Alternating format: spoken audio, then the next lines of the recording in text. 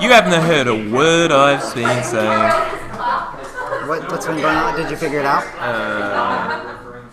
Is it from the... look at that. The mic setting is neutralized in the Hangout. There it is. Right, so what I will do later is actually edit out that front bit of the video. So, welcome to the OotiniCast Cantina. This is episode 306. Chill do the proper intro in a minute. Okay. We will ask everyone to be quiet, so we got no background noise. Thank you. Eerie. It's been very loud in here. It's awesome. That's better. Okay, so just making sure the audio is being picked up. We are streaming live. Not that anyone's probably going to be watching at this time of night. So what we're going to do, this isn't the proper show because we haven't really started yet, is we'll run through the normal introduction. We'll talk about our weeks, which is mainly my trip and whatever you want to talk about. And whatever I did in game, yeah. Which is not, it's been a few days now. I still haven't played it because I've been here. Show notes. And then, our only subject for the actual show itself, we'll be talking about the the BioWare Cantina that we went to last night, which was kind of fun. There's going to be a lot of that, I'm sure. Maybe you got to tweet out that you're recording live. I always forget. And Star Wars Celebration. Right. So the difference between this and a normal recording is that we would like anyone, if you've got something to say, like your own experiences, like we didn't sleep overnight because I was tired. Right. And you would like to tell us about your experience, like Alex, for example, regular guest, semi-regular. Multi-time guest. We'll ask him to step up and anyone else and just tell us about what happened when you stayed overnight. But anyway, we'll get there. So we're not going to drag this out for too long because we're introverts and it's always hard to do it in front of actual people. So, right. That's true. We could all close our eyes. Yeah. Now, this admittedly would have been a lot harder if Eric Musco had actually turned up. So he was going to try and bring some extra swag, but has not happened. I usually listen when I'm in the bathroom, so you might. Feel free, sure, why not? All right. We are recording. You're recording. Yep. Looks like a solid waveform. Is it pointing in the right direction? Yes. One of them is this way and one of them is that way, but you can. All right. It's actually recording it stereo. Cool. All right. Yeah. Now, can you read this, Jill? Or should I make the text a little larger? I need you to just I should actually a little higher, please. Yep. Okay, we'll do that. But let me tweet out before I forget. Interesting to see how many people actually watch live. It's actually Various reasons it's going to be difficult for me to tweet out, so maybe I won't bother. I'll just make one up. Can yours still go? Yeah, just give me a moment. See, in the real version of the show, we just cut this crap out, and it's all fine. Recording. This isn't even on. Let's not worry about it. People will find it later. Let's just do it. All right, let's go back to the show notes, and we will kick it off. That's the wrong one. 2006. Go, Joe.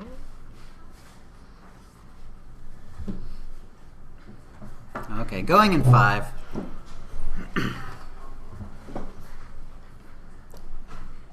Hi, and welcome to a live recording of the OotiniCast. Don't get cocky. This is episode 306, being recorded on Saturday, April 14th, 2017. I'm your host, Chill, with our producer and co-host, Tio. Hey, guys. And our guests today are everyone at the party here, because we're at the Ootini Cantina after the Star Wars celebration on Saturday and the Cantina from last night. Indeed. So that's going to be the main episode focus. And Teal, why don't you tell us a little bit about your week? My week has been quite an adventure. As everyone knows, I live in Brisbane, Australia. and I flew over here for Star Wars Celebration. But I came a little bit early so that I could experience some of the awesome theme parks that you have here in Orlando. So, and my host, Bill Lentz, Bill the Moneymaker Lentz, was my most gracious host. So I arrived, Saturday evening after it's pretty much 24 hours door to door. That's just how long it takes to get from Brisbane to here. So I was a little tired. Jet lag is a thing. It's like we're 10 hours. That's Bill in the background. Yes, this is very live. Oh yeah. 10 hours time difference, and so anyway, day one, Sunday, Kennedy Space Center. So that wasn't too bad.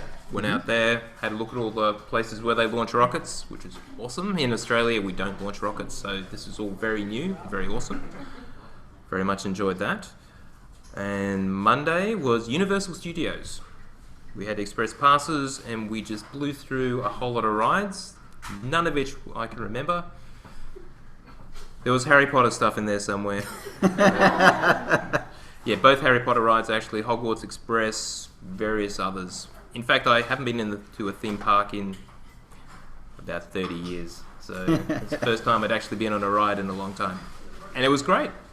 We seem to spend a huge amount of time queuing. I'm told that's normal, but anyway, but the rides themselves were fantastic. And then on Tuesday and Wednesday, so it was Disney. Tuesday was Animal Kingdom and Magic Kingdom. And then Wednesday was Hollywood Studios and Epcot Center. So did it all in that amount of time. So we didn't see it all, obviously, but I did a lot of rides, did a lot of queuing. And we saw at 9 p.m. on Wednesday, what was it called? The Star Wars Spectacular? The fireworks display where they projected the movie onto the cinema, the recreation of this original cinema where Star Wars was first shown in 1977 and had this massive fireworks display, and that was incredible. So, yes. It was extremely tiring, but it was a fantastic time because I saw so much in such a small amount of time. No way I could squeeze all that in otherwise. And then after that, Thursday I got a 4-day pass to Star Wars Celebration, and we'll talk about that later. Okay. All right, over to you, Chill. All right. Well, I actually did get into the game a little bit. Got Chill Widow past Chapter 9, so she's on to the second half of Kotfi. She has more than 3 companions now, which is always nice. I'm looking forward to doing that. I'm actually enjoying her, playing her a lot, so I'm think I'm going to stick with her for a little while. And then the reason it might change is if, with the new operation, if we end up making an operations group, then, depending on whether we need Republic character or a healer or a tank or whatever, I might change. But right now I'm really enjoying her, so cool. I think I'm just going to stick with her for a while. And then, so most of my trip has been the Cantina and Celebration today. But just briefly, we did a red-eye overnight from Thursday into Friday, my son and myself. And we thought, okay, we'll get in, we'll be tired, it was overnight, but, we'll sleep on the plane some, maybe take a quick nap, and then we'll go, we'll hit a theme park, we got the whole day ahead of us, then we got the Cantina, no problem. We get here, we hardly slept at all, there was a crying baby ahead of us, there were talkers behind us. We were like zombies. Okay, we were like, okay, man, we'll take like a nap, and then we'll go hit the theme park, no problem. 3 hours later, we wake up. We're still dead tired, even though, it was noon. And, not really economically efficient to go to a theme park at that point. Since we'd have to leave fairly early to get to the Cantina and everything. So then we're like, okay, so we'll look and see what else we could do. Mini golf or, downtown Disney, something. And they were like, no, we're too tired. We're just taking another nap. So we napped some more. We spent like the whole day like napping, and so that was a crash and burn. But then we got to the Cantina, and my son was a real trooper, not in the SWTOR sense, but he's a good kid. he's just not an MMO player. He's a MOBA guy. So, but he's tried the game. He's enjoyed it. He likes Star Wars pretty well and all that. So he did come to the Cantina, and for the most part, just kind of enjoyed seeing the cinematics and talking to a few people. And then he just went off in the corner and played on his phone, which is fine. What you gonna do? But and then of course Cantina stuff. So we'll talk about that here in just a bit. Go ahead, Teal. Do you want to introduce the whole thing? Sure. Why not? Go for it. We don't You have do the introduction. Oh, okay. Well, normally we have the trivia question, but there weren't. I assume there Alright, wasn't. Just pretend that's Or not there. the tip of the week, but we assume we don't have any of that. Okay. And that will bring us to the holo feed, Tio. Well, not that we're going to do the whole feed properly anyway, but Exactly. thank you, Chill. That's a big production for not a whole lot. I'll edit it down to something intelligent, I'm sure. No, leave it like this. I'm tempted. All right, so the first thing we'll talk about is last night's community cantina. So that was on Friday night. It was held at the Hilton. It was. It was nice. Yeah, there was a big crowd turned up for it, which was awesome. Big room. Yep. Bigger than any of the other rooms I've been to for a cantina. And we should thank Eric Musco because he gave us special wristbands, which means we're able to get in a little bit early, which was nice. Yeah. Which got us in a few seconds early, but Yeah. It was. Yeah. They were hot on our heels, man. Yeah. It was. Yeah, but it was nice. Yeah. So we were able to congregate at a table fairly close up so that we could record and that worked out see pretty what was well. going on. It was nice. So who was there? There were a whole lot of developers. Eric Musco, community manager, was doing most of the talking, of course. Yeah. Charles Boyd was there, who's now the creative director. And also Keith. Keith Koenig is apparently his name. He's the guy who Eric has been referring to as his boss for quite a while now. Right. And as you may have seen from a recent news post, Keith is now in charge. Keith is now the producer, replacing Ben Irving. Now, Ben, I did actually ask Eric what happened to Ben, and he said that he's gone on to other opportunities within BioWare, but nothing bad. Right. Nothing bad. Right. So he has that's not a, been that's fired. a phrase. Yeah. Other opportunities is sometimes a phrase, euphemism a for- euphemism for being kicked out the door. But But this he's is still not working for BioWare. Right. That's not what this means. That's not what this means. I did try to get Eric to say whether he was working on the new BioWare IP that we've been hearing about, that those guys are working on, but Right. couldn't shake anything out of him. Yeah, he went full CIA. Cannot confirm nor deny. From... Alright, sure. Why? Yeah, tell me when. Oh, okay. Oh wow, you want us to move that far? Okay. We're moving the whole show, man. Holy cow. There is a door to this bathroom. Tuesday was embarrassing. It's queuing up. Yes, the position of the bathroom was rather unfortunate, or should I say where we set up this. Anyway, as we were saying... Not well, unfortunate until he's done. My poor microphone needs to be readjusted now. It's not a simulcast. Alright, where were we? We're talking about Keith. Yep.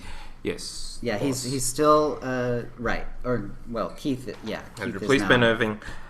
So we did talk to Keith and just found out about some of his ideas about how he's going to run the show now that he's in charge. He did tell us a story about how he played an operative and he was most unimpressed by when they nerfed it a while ago. Right. Just so that you weren't as mobile. Yeah. Killed the mobility. So as soon as they went live, he went and complained to the devs who actually did it. Of course, now that he's in charge, that won't happen again. Expect a buff to operatives sometime soon. Particularly healers, because that's apparently what he does. Apparently, yeah. Yeah. So anyway, he has done a post about just some things about his interests, like he is a dedicated player. Mm-hmm. As far as we know, most of the people who work on the SWOTOR team actually do play the game as well. But this guy has got 10,000 hours of gameplay, which I'm not sure is actually good if you work it out properly. But I'm sure it sounds good. 28 plus characters and tons of achievements. He loves playing the game and participating in all different types of gameplay, with PvP being one of his favourite activities. So expect more war zones as well. So anyway, he did tell us that he will be getting a roadmap out sometime soon. Right. And 2 to 3 weeks, Yep. I think was the phrase he tended to use. His previous role was the Director of Live Services, which means he's been more or less customer-facing, and our distinct impression from talking to him was his focus is going to be very much on really listening to players and giving them what they want. And he sounded like he really wanted to change the direction of where the game was going. Does this mean story is dead? And, well, I can hope. But expect more multiplayer content. It's the direction they're going in anyway. It doesn't look like they're going to revert to story. Now, one thing he did say at the Cantina to everyone was that once Game Update 5.2, The War for Iokath, which is coming out this coming Tuesday, it was supposed to be last Tuesday, as you will have heard, it was delayed for quality reasons. Once that's done, once the story is actually played through, it will continue in a Flashpoint. Yes, we are getting a new Flashpoint that's not an Uprising. So, yeah. All right.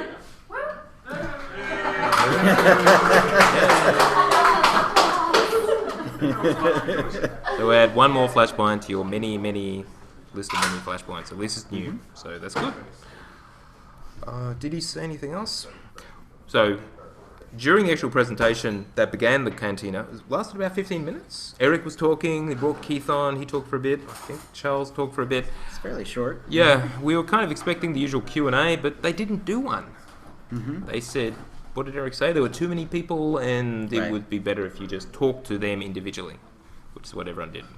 Oh, Darren DePaul was there, who played voice actor for Valkorian. Yes. Ooh. And the new boss, Tythe. And the new boss Tythe, yep. He's a one-man show all by himself, and that was awesome. Yeah, he has fun talking on stage, Yep. and we'll talk about him more too. Yes, because he had a queue of people the entire night wanting to come up and talk to him, and he gave them a whole... He was quite careful to give every individual who wanted to talk to him a whole lot of time. Right. He was very generous, so that was great. Now, so this is where we ask others who are here to talk about their own experiences, but we will start with Chill. Oh, okay. You actually talked to Darren DePaul. I did, yes, and he was definitely talking a lot to everyone, which is great. Almost too much though, because like we were not very far back in the line towards the end of the night, and You weren't moving. it just wasn't Yeah. moving because he's having so much fun, and he's really into the fact that there's this community that is behind the game, and that and that he gets to shout out to them on Twitter and vice versa and everything. So he was doing voicemail talks and pictures and just chatting and stuff like that. So it was going very slowly until finally, like 10 minutes till, Eric Musco said, "Hey, 10 minutes, and then we got to get out of here." And then finally he kind of sped it up, but sped it up still meant like 1 to 2 minutes per group at least. So it was like we barely got in and got to him, but it was awesome. I still got a quick photo with him. He signed my poster, and and it was great. Yeah, and the swag was good. I like the green screen. That was actually turned out to be a lot of fun. There's a green screen camera there where you can add a lightsaber. But Yep. we also did some group photos and yeah.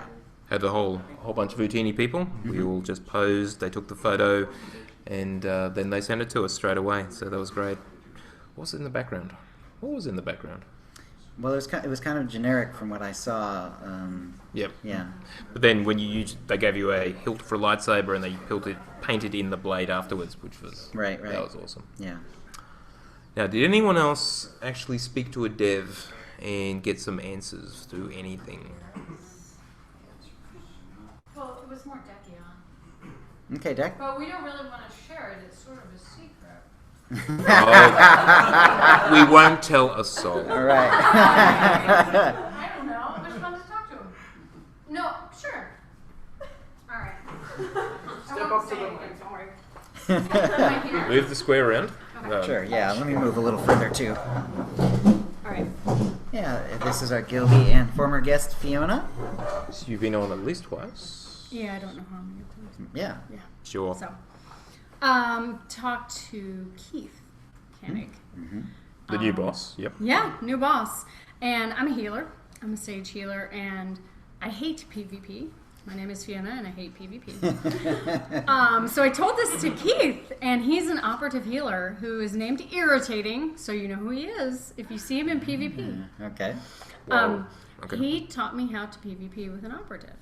And, like, in detail, he was like, oh, no, you can't hate PvP because operatives. And I was like, okay.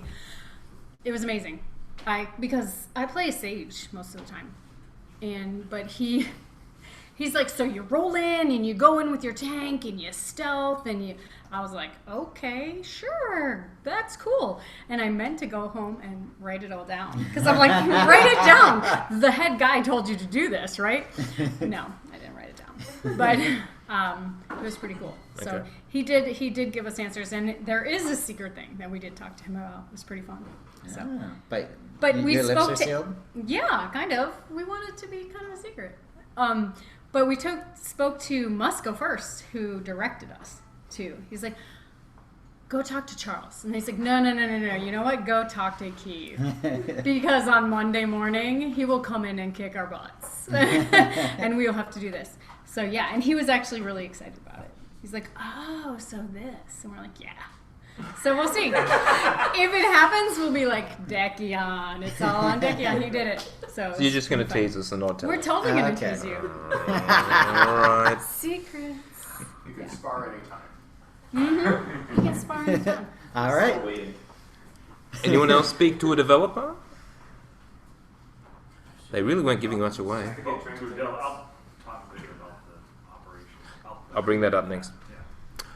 So the other thing they were doing, that in the corner, they had set up eight Yeah. workstations, 4 back to back, and they had the opportunity for raid teams to just sit down and play the new Operation Boss Tithe.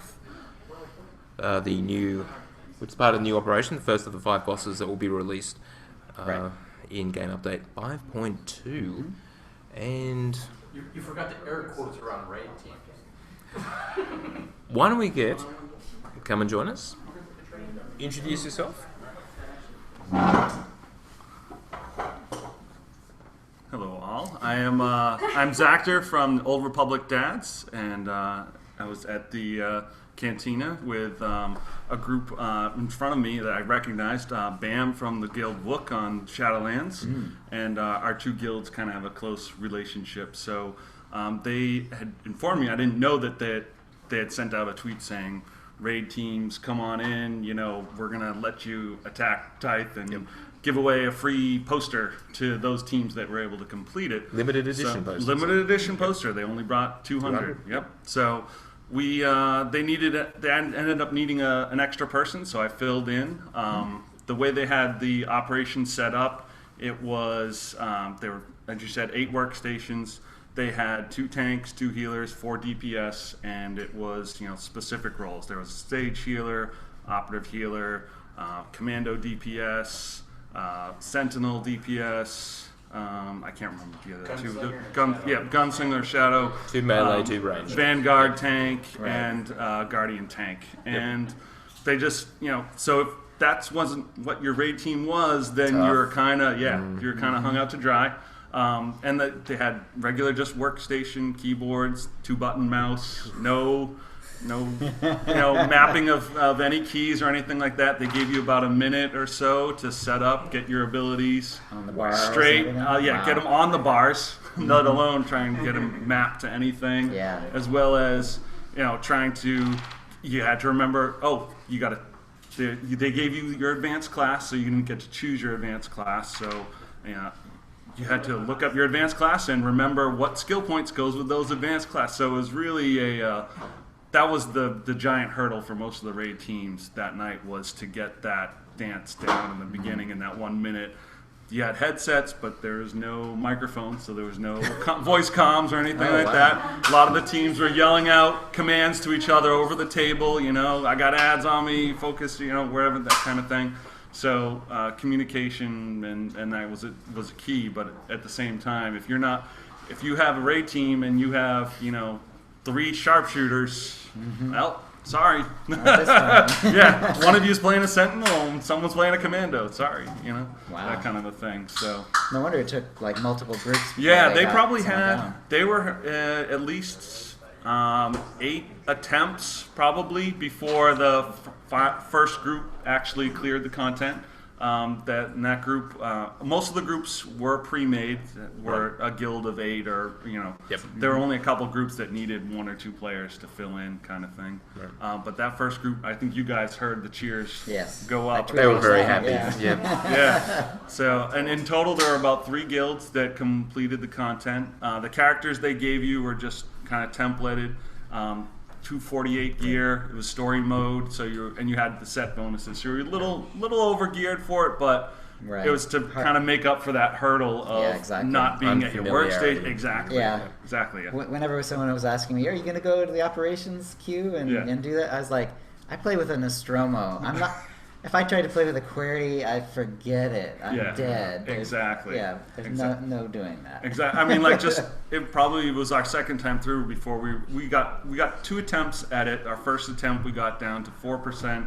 Second attempt down to 5%. Ooh. We never actually cleared it. We were that That close, close, but yeah. it was a group that guild had never really tried to do this boss. They're a Right. raid group, but they have never tried it. No, not doing it on the PTS, yeah. exactly. Yep. And of course, I'm not a part of their group, so I was filling in. you're So, plugging it, yeah. we did. I thought we did relatively well for the Absolutely, experience, yeah. and it was a great thing.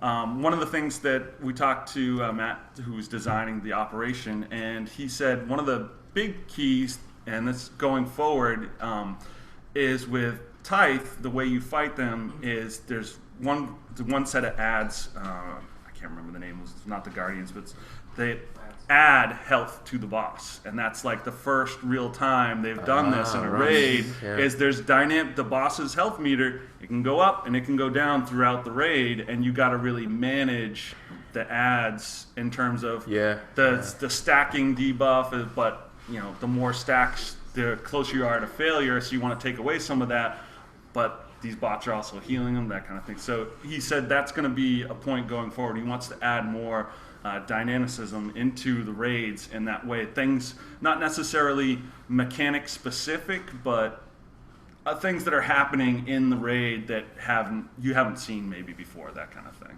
Yeah. So that was kind of his little tidbit that he gave to us. So you thought it was a good encounter? Just the overall design? Yeah, the overall design was great. It's a standard in story mode. It's a standard, pretty standard like tank and spank. You turn Yeah, the sure. boss, you get everybody out of the cleave, watch where you are, don't Yep. stand in red. Yep. Take care of the ads. When you're done with ads, focus on the boss, that kind of thing. So it's a pretty standard, but that dynamicism of having the boss's health go up and down is really a new wrinkle that they seem to want. At least he wants to add in a lot more in the future. Any idea what is added in Veteran? Did you try it on? In the veteran mode, they just add. There's one tank ability. swap. Yeah, there's a tank swap, and then there's ability that like kind of pushes everybody to one, okay. groups up to one side, so that was taken out. Yeah, okay. Cool. All right. Excellent. Thanks, Thank guys. you very much. Now, anyone else want to talk about the Cantina? Because we've got nothing more to say about it. Yeah, there was good swag. T-shirt, a poster, a bunch of codes, Cartel code, a pet code, Yep. and a mount code. Yep. Yeah, So yep. the mount code was also sort of made public, so that one's kind of out there. But but cartel coins are always nice. we may include the codes in the show notes, so just check those out. Now, next we will talk about Star Wars Celebration, which is the whole reason that I've come all this way, of course. Yeah, 4 days, and it started on Thursday. Actually, for some, it started on Wednesday night. Yes, it did. So the main panel on the Thursday was the 40 years of Star Wars. That started at 11 a.m. But I won't go into too much detail about the whole system.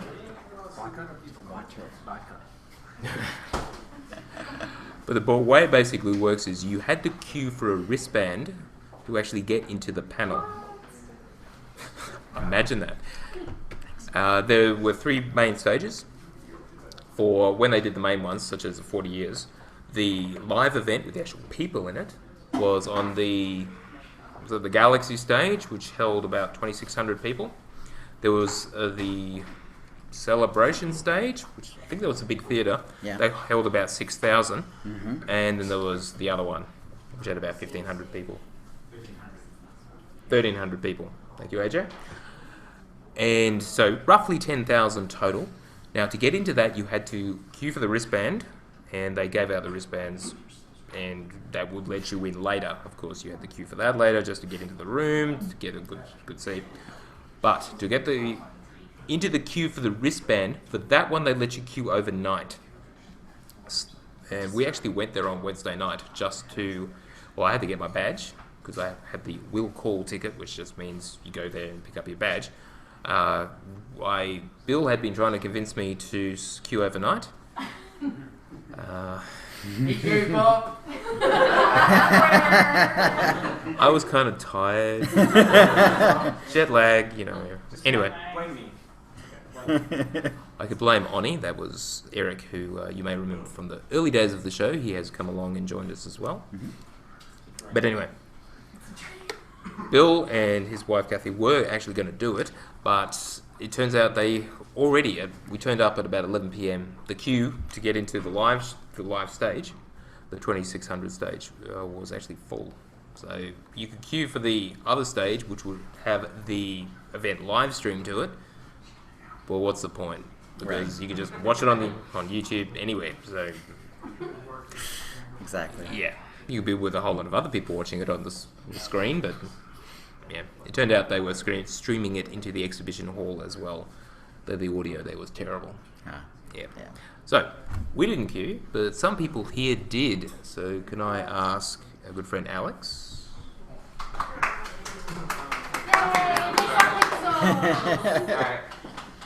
Welcome back, Alex. Oh, okay. You all got streaming. Okay.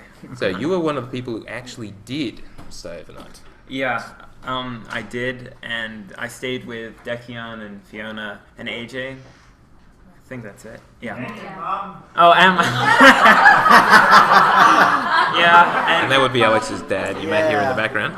yeah, no, but she was asleep for the whole time. She was out the whole time. So it was about How? How do you sleep at night? I don't know. I'll explain a little bit of how the mystery of that works. Okay. Yeah, no. So they open it up at about 8. We didn't get in until about 8:30, 8:45 because of the massive queue. Right. But we got in relatively early, and we weren't far in the queue, but we were still far enough so that we would get the wristbands, and they didn't close us off like they did with you.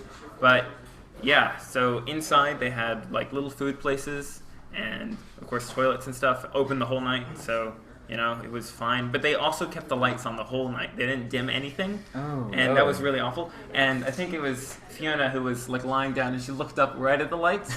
And they look a bit like jaw eyes when you look directly at them. I think that was just the tired talking, but it's kind of true. So yeah, we were there for a long time, and I went and had some pizza, and I was lucky enough to meet a lot of people in the queue who I knew from like my childhood, and like these are people I watch, and also podcasts I listen to. There was a podcast group right next to us who were very loud. Fiona would complain about that. But yeah, so I met a lot of cool people, and it was a really good experience for that. I had some pizza to eat, and then I gave my mom the pizza box, and she laid them down as a bit of an insulator because we were on concrete the whole time, and that insulated the floor, and she was able to sleep on that for a really solid amount of time, even though at 1 a.m. they had the brilliant idea of bringing out this DJ. And he played for an hour. He was remixing Journey with like Star Wars and putting in like weird dubstep and Maroon 5. And like I guess they were like, oh, there's not enough energy in here. We gotta really bring it up. But everyone was asleep. So like I didn't know. So I was really glad when he left. So I was like, like no offense to the guy. He tried his best, but whatever. Yeah. And then That's a sign of a great DJ. Yeah. When you're glad he's left. Oh my God, he was out of the room. Yeah. No. Well, after that, I was like, okay, I'll sleep, but I couldn't because of the lights and I just wasn't tired. So I ended up talking to other people around us about Star Wars things and theories. I was talking to AJ a lot, and he went off and visited other people in the queue. And then I ended up talking to just random people around who were just really friendly and nice. And that was the best part about it, I think. Yeah. It was just talking and. I started talking to these guys, and Fiona went to sleep. And she woke up. She woke up and thought, and I was still talking to these people. She was like, "Oh no, I've only slept for 30 seconds," but it had been like 2 hours or something. So yeah, and I ended up not getting any sleep. I was awake for about more than 30 hours in total. Wow. Yeah, no, that wasn't great, but but it was worth it. The panel was amazing. Oh my god. They brought out, I'm sure everyone knows this, but they brought out Harrison Ford and George Lucas, which I was like, wow. Yeah. And then, who else they brought? Hayden Christensen, Ian McDermott, Anthony Daniels, Peter Mayhew, Mark Hamill, of course, and it was hosted by Billy Dee Williams. Billy Dee Williams, yeah, they brought him out, and it was hosted by Warwick Davis, and Yeah. I'm probably forgetting, Dave Filoni, yeah, there were loads, and then they finished it with John Williams, who was live, and they played Wow. Leia's theme, and it was really this, it ended with this really touching, tribute to Carrie Fisher, and I don't think, I'm gonna be honest, there probably weren't any dry eyes in the whole hall, even I was Yeah. crying, it was really upsetting and really touching, because it was really well done. And then the music came on, I was like, oh my gosh, and yeah, it was. All of a sudden, those 30 hours of being awake actually adds to the experience. Yeah. And then the rest of the day went about pretty. Normally I met up with Tia later that day, I believe, and then everyone else, and it was great. And then I got some nice sleep instead of staying for the Last Jedi panel. And then the rest of the whole celebration was great because I met with lots of people, and I got to spend time with people I've only interacted with online, or I've just been watching them for and being here at this cantina even is it's amazing to me. I never thought this would happen, and I'm so lucky that it has. And I think everyone is. I think they all probably agree with me that this is something that we can do as Star Wars fans. We can just get together and talk about Star Wars and a game and just stuff that we love. And I'm really glad that this experience was possible for all of us. So yeah. Well said. Yeah.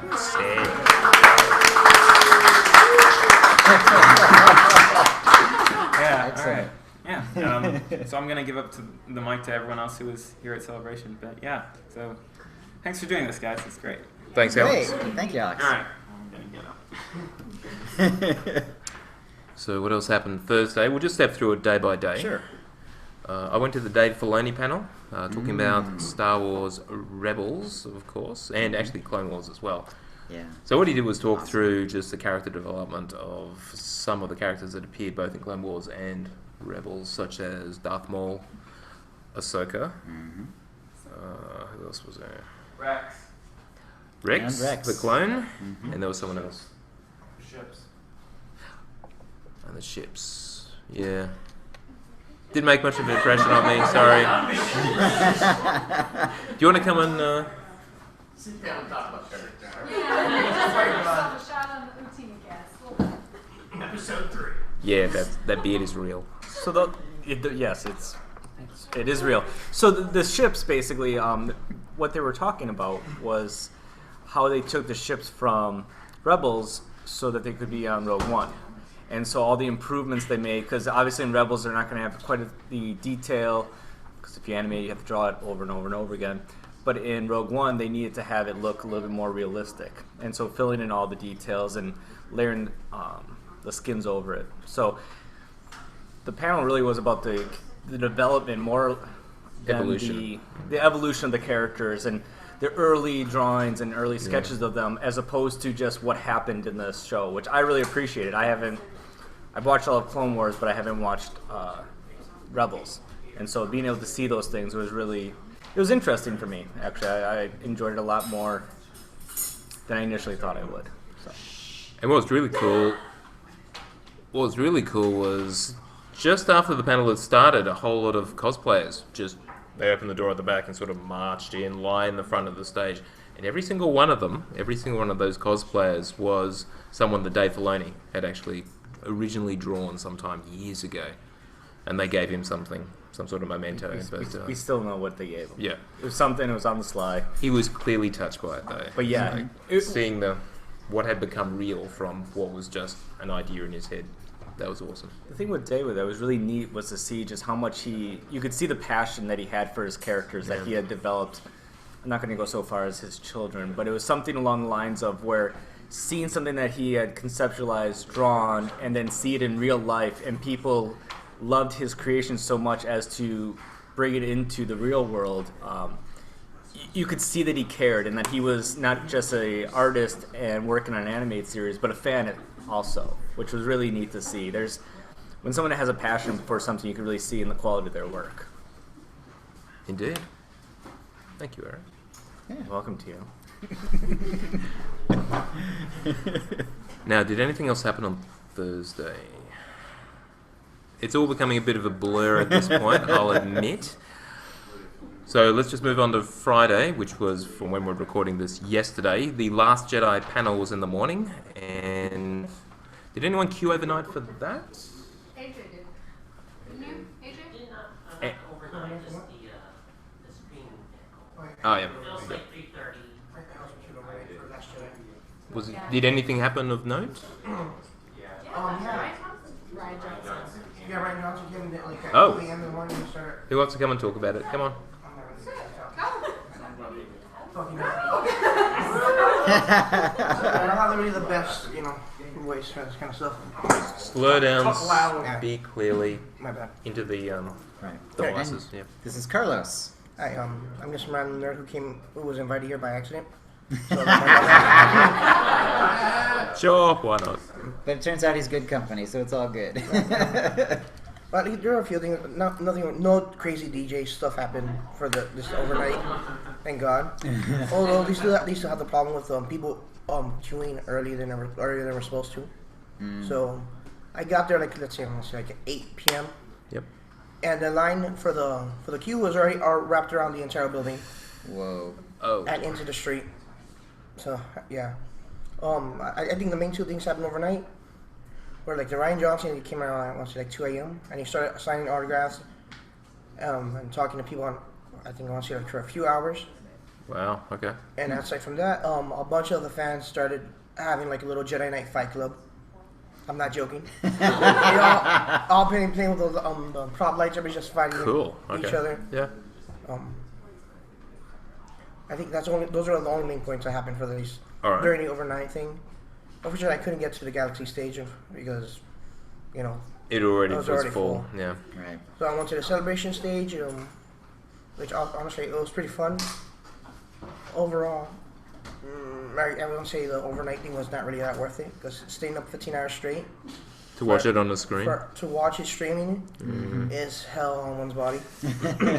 And then staying there the entire night there, so I could go to the community thing with the sports bar. Yeah. Yeah, I was dead tired before the day is ended. I can imagine. Yeah.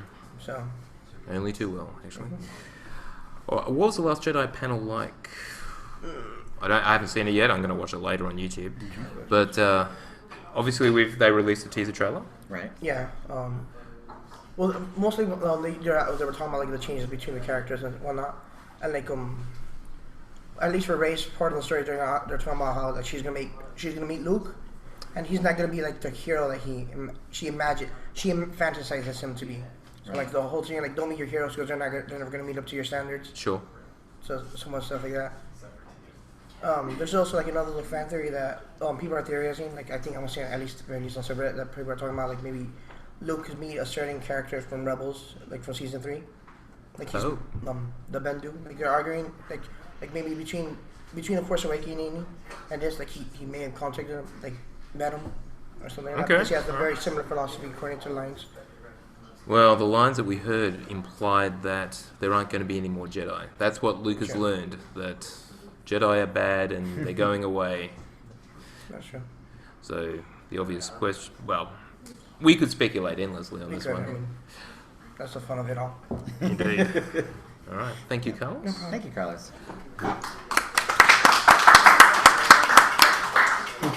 Now, something I can't help but bitch about was on Thursday morning. So just going back to that, I've forgotten about it. But So we turned up to just enter the building, and there was some sort of, let's just say, logistical issue or something. There was a single entrance, and so we joined the line. We didn't get there particularly late.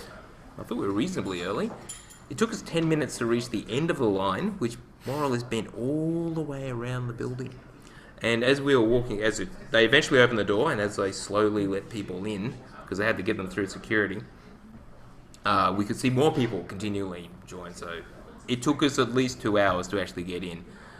Now, the reason for this, it would appear, firstly, single entrance, and they were putting people through metal detectors. Security was a very big thing, which it hasn't been in a previous celebration, at least not to this degree.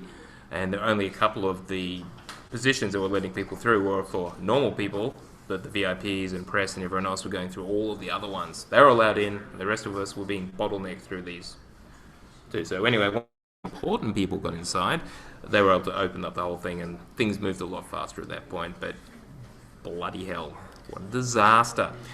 However, on Friday, they did send out a message saying they recognise the issue and were going to open up 2 more entrances, which they did, and from our own experience, it was so much better on Friday and today, Saturday. Now, I didn't do any panels yesterday because by the time we got in there, they were all gone. There was a problem with this whole wristbanding system. There just doesn't seem to be enough to do. It really quickly runs out. It's a bit unfortunate, but did you do anything? You weren't here on Friday. Friday was my day when we had just red-eyed it, and I was snoozing. Any panels of interest that anyone wants to talk about from Friday? Yesterday. Last Jedi. There's a Warwick Davis. Warwick Davis? Do you want to talk about it? Oh, Mark Hamill's tribute. Mark Hamill's tribute. Oh. I don't know if anybody went to the Mark Hamill tribute. I went to the I Stripes. did the Carrie Fisher tribute. By Mark Hamill. Alright, can anyone talk about that? Just briefly, just... If you were there, if you saw it. Well, I was on the street. Do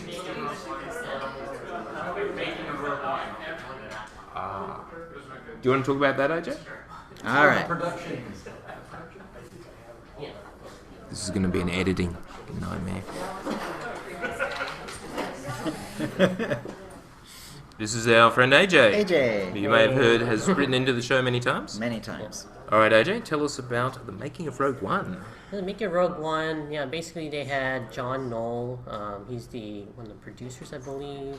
They had Matthew Wood, he's like the sound editor. And he also had Doug Chang, he did a lot of the concept design for the sets. Yep. So those are 3 main guys on the panel. Unfortunately, the panel, they did a really good job with the wristbanding, but they didn't do so good job with getting the Galaxy stage set up in time. So the panel was 30 minutes late. That's not too bad. It wasn't too bad, but however, they informed the panelists that they had to hurry up. So we got a bit of rush panel, unfortunately. Right. Sure. However, first John Knoll sort of started, and he sort of went through what Gareth Edwards, how he sort of thought, his thought process with Rogue One and the sequences. So with this movie, they did really a lot of 3D work in terms of getting 3D versions of the sets and letting Gareth Edwards visually VR type of thing look through the sets, walk through the sets and see, okay, well, dimension wise, let's scale this a little bit more, let's focus on this, and you can sort of get a feel okay, yeah, I can use this in the movie, no I can't. And they did this really 3 course 3D models, and they sort of showed us that the sequence and the making of that, so that was pretty cool. After that, they sort of switched to Doug Chang a little bit, and Doug sort of talked about how they approached the concept art design. So So the 3D, again, there's a lot of emphasis on 3D. We know that Force Awakens, J.J. Abrams did a little bit more focus on trying to ground it in the original trilogy, having realistic effects. But however, for Rogue One, they're a bit of a tighter budget. So they try to use 3D as much as possible. So there are points where you see a set and you think inside the Tantive 4, right? You see the hallway. Well, a lot of that is actually CG. Green screens. Yeah, a lot of green screen, but it looks so good that you can't tell. So the room that Leia's in, most of it's green screen, but the hallway is not. So they sort of mix it in, and they sort of showed that. And Awesome. and Doug Chang sort of also talked about how they sort of looked at like a bigger shot like Jeddah. So in Jeddah, which I didn't know, they actually did more like a city mapping of like Jeddah itself. So they did a lot of work. They went to extreme amounts of detail to get Jeddah into the movie. However, in the movie itself, we just see Jin and Cassian go along one road in Jeddah. We don't see like most of the city. We just see like a higher view. But they went to a lot more detail in the concept design portion of it. So they worked a lot on details, but they focus on like certain portions of it that actually are showing up in the movie. So they can say, okay, we need this in the set. So we need to work on these types of set materials, these props, and get them in there. So that was like Doug Chang's portion of it, and they showed a lot of concept art, and it's sort of funny. Like they worked on these really cool concepts, but some of it doesn't make it in the movie, and you wonder. Maybe it could show up somewhere else. You never know. But we'll see. Such as a game, maybe. Such as a game by Visceral, maybe? Maybe. So we'll see about that. Right. And then finally, Matthew Wood. It was sort of funny. So John Knoll and Doug Chang had a majority of the panel, and they told Matthew Wood to get his stuff done in 5 minutes. Oh, wow.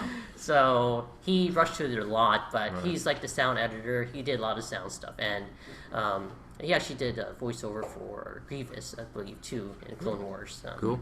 So Matthew Wood sort of talked about, like, he gave like example scene. I believe it was, I think it was the Vader scene. He showed us like what happens if you have sound and if you have background music, you don't have background music. So we saw the Vader scene at the very end of the movie.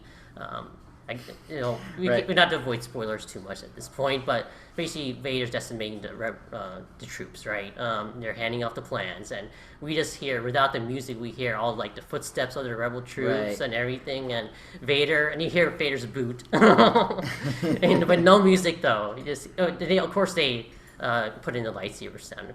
If you're going to do that, you have to put the lightsaber sound in. But it was very funny, like the difference between having the music and not having the music. So he sure wanted to show that to us, and also he did like a sequence through Jeddah where they sort of built upon. Okay, we have like the local ambient sound, we have the music, then we had the dialogue, and we sort of they have like a sort of like a characterization. Okay, this is the most important dialogue. Of course, it's the most important, and they sort of like went through the layers of the sound and how it built it into a scene in the movie. So that was pretty amazing stuff, and unfortunately they rushed it, but it was awesome. Excellent. Excellent. Right. Thanks, AJ. Thank you, AJ. All right. Anything else from Friday? All right. Is it now? Oh, no. Yeah, exactly. Today's Saturday. We're up to right today, which is Saturday, the busiest day, and actually every day seems to have been really busy. Didn't seem that much busier, to be honest. We probably unwisely, but it seemed like a good idea at the time, got up at 5 o'clock in the morning and went in. So we got wristbands to the panels we wanted to go to. That was, Jill and I went to the Anthony Daniels. Yep, that was fun. 40 years We'll with talk about C-3PO. Yep. Actually, let's do that now. Okay. Right. Well, by all accounts, the queuing and everything was way better today than any of the other days.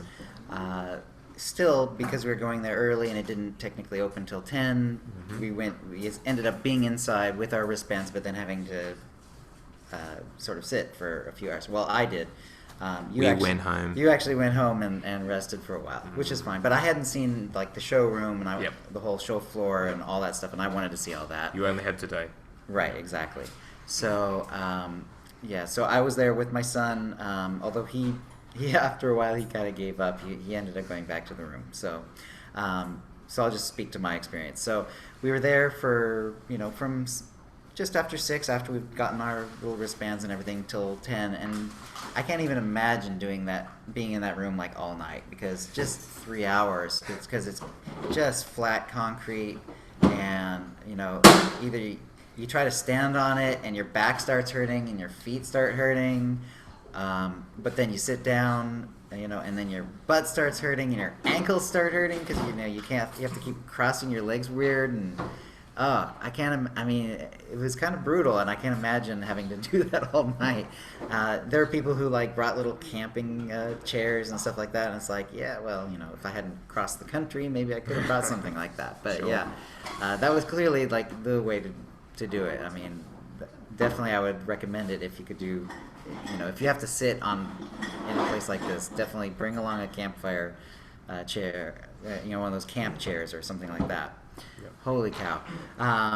But really, the time went fast because we had the same experience that some of the other people have talked about, where we just talked to the people around us, and they were all nice and Star Wars fans, and yeah, and it was great. And we compared. We had different badges, so we knew we'd probably never see each other again, and we didn't. But it was nice. His name was Kyle, and his wife, which I didn't catch her name ever, but.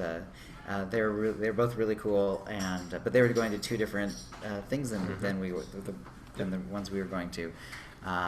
So went in, and the first thing you see is an AT-AT walker, which is awesome. It's not quite full size, but it's big enough to be like really impressive. Yep.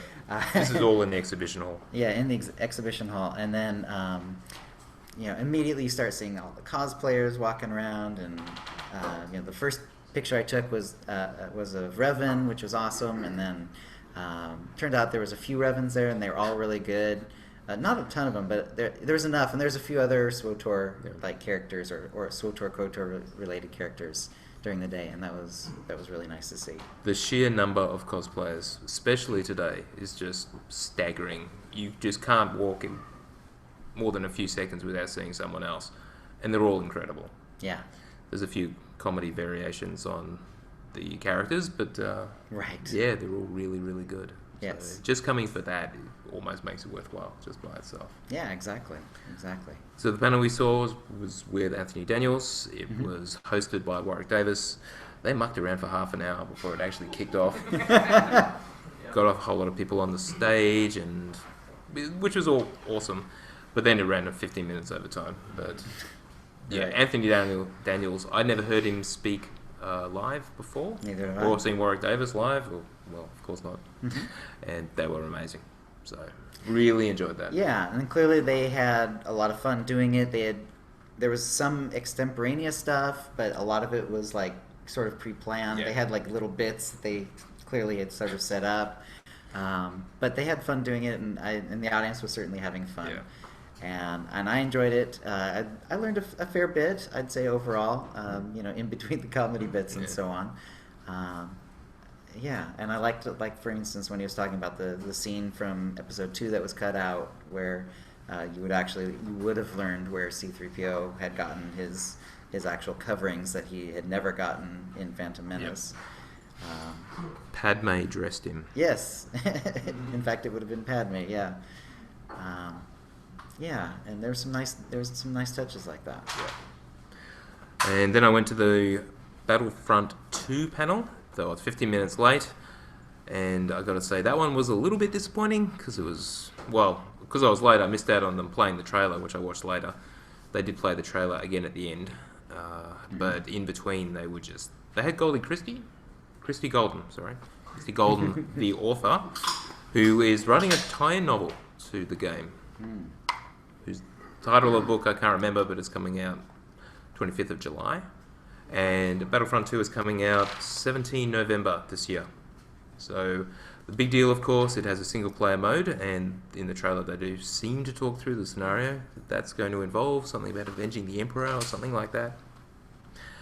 But the really cool part was, for the multiplayer, they're going to be opening it to all eras of Star Wars, and you'll be able to play as Luke and Kylo Ren, and yeah, so I never played the original Battlefront, but now that this one's got a single player, I may actually play it.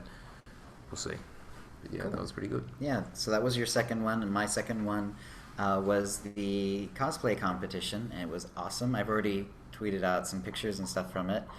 And it was, again, Warwick Davis. It was in the same room. They just kind of cleared out the room, did a few setup things, and sort of let people back in. That was relatively smooth. Yeah, so it was again Warwick Davis, and he had a co-host. I can't remember his name, but he wasn't like an actor as far as I know. Sure. But they got along well, and they were both like they were sort of passing it off to each other and stuff like that really well, and and the cosplays were amazing.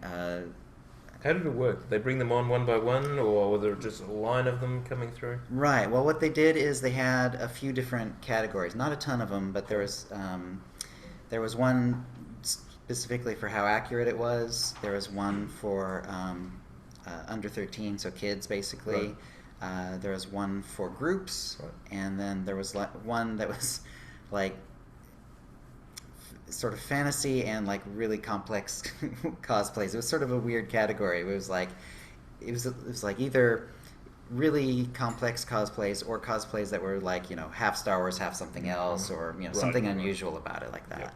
Yeah. So for each category, they'd bring them out one at a time. They'd let them do their poses while Warwick or the other co-host would sort of give their name and what they were and whatever details they had been given on like how they put the outfit together, like how many hours it took and what's it made out of. Have these guys all been pre-selected? So they never really said, but they were all pretty good, so they must have done. They some had level some of filtering, sort of screening process. Clearly, it was going on at some point. Yeah. All right. Who were the winners? Any one of who? What do you remember? Oh gosh, well, tons to remember. There was Crystal Trooper. The Crystal Trooper was the overall winner, and he was a 501st guy who had done it for 10 years, and his original outfit, which was still, of course, perfect and gorgeous, but had gotten old and needed to be replaced.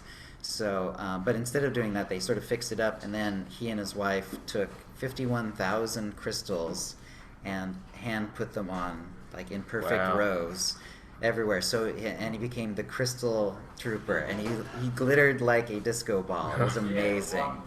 Yeah, it was unbelievable. Like everywhere where it's white, except for the feet, everywhere it's white on a stormtrooper outfit was glittering. It was incredible. I'm gonna have to see a picture of that. Yes, it was very cool. There was a SWTOR, one of the groups. One of the groups was Jawas, which was awesome, and they did a really good job. It's actually, you could tell it was kids because they were very short and like jumping around. They were clearly very excited to be there. Yeah. But they did a good job acting because they went over to the judges' table and like stole their water and were playing with their with their little mics, like they were going to steal the mics, and so they were awesome. They actually came in second, and then the first group was a group of 4 Star Wars: The Old Republic cosplayers, which was awesome. In fact, one of them I know has been to previous cantinas. He was definitely at the New York one, for instance. Right. And I remember sending out pictures of him before. He has like these really cool, I think it's wood, and it's like interlayered different colors, and it's on the pauldrons, and it's just gorgeous. Right. And the others were like all of that sort of like level of quality, and they did knock it out of the park. So they won. They won the group. Yeah. Fantastic. Yeah, that was awesome. Did Star Wars: The Old Republic actually get a mention? Not. I can't remember if they were actually mentioned in that group. Did they? Well, They mentioned the Old Republic, but not Star Wars. Not our game. That's right. They just said from the Old Republic. Yeah, they didn't say they didn't. Right, they didn't say Star Wars: The Old Republic. Right, they just mentioned it was from the Old Republic. Gotcha. Yeah. So kind of it. Yeah, exactly. There's one other cosplayer who did a Mandalorian outfit where they did say Star Wars: The Old Republic. Actually, it was cool, and it was a good outfit, but unfortunately, it was sort of a. He named himself Minok, and so he was introduced as Minok. So he came out as a Mandalorian, and like I think, certainly I was like, what's this about a Minok? Because he's a Mandalorian. So I thought he was maybe reading the wrong, person's description or something. And then by the time he was like done, and like everyone was like really quiet for his too, because I think everyone else was kind of confused too. And then right at the end he mentioned that and this is his character in Star Wars: The Old Republic, and it was a really good outfit, but he didn't get any reaction because he shouldn't have named himself that, unfortunately. But if you see if you go back and like look at that at the contest online, you'll see how good a Mandalorian outfit it was. It was really excellent. There was a really good 000, I think it was called. It was the protocol droid That's the black one that's Right. like, you know, Yeah. Vader's protocol droid Yep. with the red eyes and everything. Really, really good. Cool. And yet that came in, that didn't come in first. That was like third. I mean, there's some really good cosplay out there. The very first one that came out which was for the accuracy competition, was the first one. Captain Phasma walked Right. out, and like I've been saying to people, it's like I could have sworn like this cosplayer actually like went onto the set and stole the costume of Phasma It was that and good. put it on. It was like that good, and she Yeah, came good. in third. It was unbelievable. I mean, there's the cosplay was just crazy good, crazy good. Yeah. So, did anyone else have like a favorite cosplay from the competition? The Dark Trooper. Do you want to come up and describe it all? Sure. RTB2 1000. Oh yes, the crossover from RoboCop. Yes. Yeah, that was funny. Yeah. I get it, yeah. No, my favorite was one that was this big like suit of armor, like big Dark Trooper from the game Dark Forces, which is one of the it's one of the first Star Wars games. Best games ever. It's like Doom, the original Doom, if you don't know it. Yeah. And yeah, it was like this massive suit of armor. This guy, Yes. this guy had to get in on like stilts and stuff. And I actually saw him. I wasn't at the panel at the thing, but I saw him outside, and I watched him actually put it on. Like he had like these suspenders on, and everything clipped on, and then inside his helmet he had a camera and a screen, like so that he could see because the actual head was taller than him, and he was in the torso. Yeah. And it was a great costume, and Right. I mean, it's like he kind of had to stand still because I don't know how Yes. well he can walk in it. 'Cause- Very slowly, and on stage I think he had some help like part of the time. Yeah, and and it was pretty rough. yeah. And they said it was 8.5 feet tall, Mm. which I believe. And Warwick Davis was joking about he only came up to the knee, which is kind of true. I mean, it was huge. It was huge. And yeah, they did mention the stilts in the description. Yeah. So yeah, it's like this guy in stilts who can't even see, but he's like looking through a monitor. It's insane. Yeah, And, no, it was so cool to see this guy get it on because that was cool. And yeah, no, I don't think he won any like part. Unbelievable, yeah. How many good And, cosplays there were? He did yeah. not place. He did Yeah, not place, and and- that was like the level that you had to be at. It was so like, cool. I've seen like there was the like not just in the contest, but there was the big like I saw the big Mandalorian gathering of all the Mandalorians, and there was like I know. a few Afterwards, I hundreds saw of a them. picture of Yeah, all that. There yeah, was like it was- dozens and dozens and dozens of them. It was amazing. Yeah. They were all chanting like I think some of them were speaking like Mandalorian. It was like that's Mandoa, like yeah. like that's the language. Yeah, they were like devoted to it, and it was really cool to see.